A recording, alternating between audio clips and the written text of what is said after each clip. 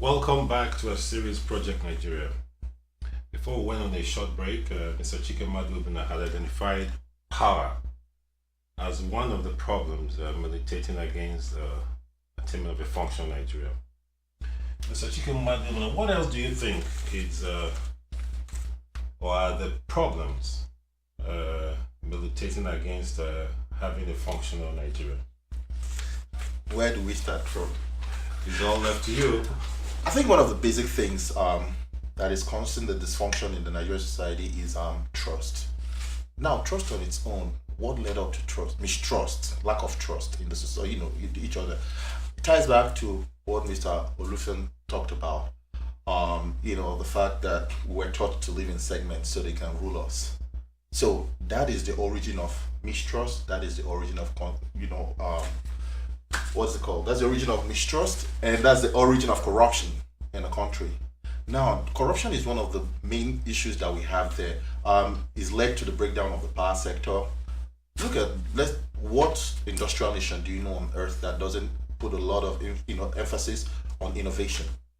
Where are we with that in Nigeria? Absolutely nowhere. What we see in Nigeria is actual brain drain. So most people go to school in Nigeria and they look for greener pastures outside. We're losing all our brains to industrialized nation. Everybody wants to go to Canada now.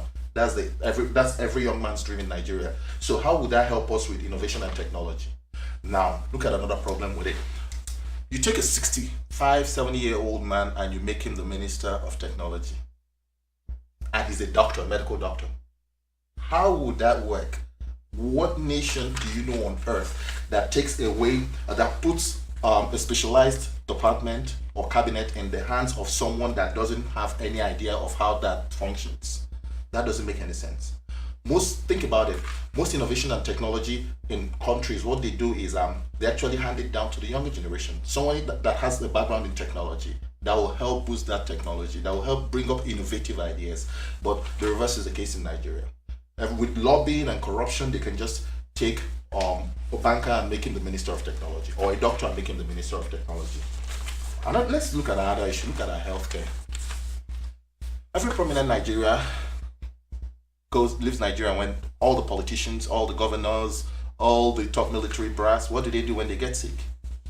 Leave Nigeria. Medical tourism. How will the sector grow if the people that are meant to invest money in that sector do not even trust the sector? They feel the need to leave the country to go and seek medical treatment. How long was our president outside Nigeria for? If our healthcare industry is robust, why would he need to leave Nigeria? So that's another problem. Now, apart from that, let's look at let's just even look at something as simple as maternity rate. In Nigeria, maternal mortality is 804 out of every 100,000 live births. What do you mean? 804 maternal mortalities. Okay, out of every live birth, out of every 100,000 live births. That's very high. 804. Now, some of the issues that, of course, everybody knows. How many hospitals? They leave the hospitals to decay because nobody wants to invest in infrastructure. There's no coverage. Most people that are trained in Nigeria actually deviate. Leave the medical practice. They want to leave Nigeria and go and get it somewhere else. Greener pastures. Yes.